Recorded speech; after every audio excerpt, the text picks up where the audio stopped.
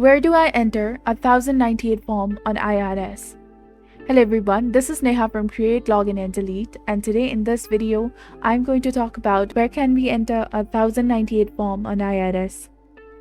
The IRS does not provide an online platform for individual taxpayers to directly enter or file forms like 1098 on their official website.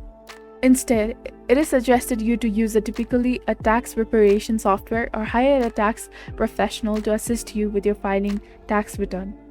However, the information from your Form 1098 may be entered into specific sections of your tax return, mortgage interest deduction, Schedule A.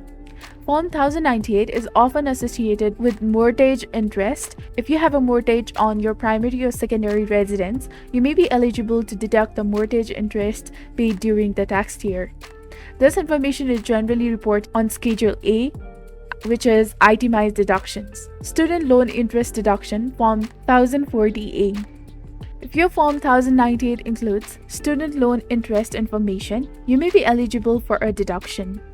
This is typically entered on your Form 1040 or 1040A. The next is Education Credits, which is Form 8863. If your Form 1098 includes information related to your educational expenses such as tuition payments, you may need to use Form 8863 to claim educational credits. This form is often used for credits like American Opportunity Credit or the Lifetime Learning Credit. The other deduction or credits are depending on the specific information reported on your Form 1098. There may be other sections of your tax return where you can enter the relevant data. For example, if you have a home equity loan, the interest paid may be deductible.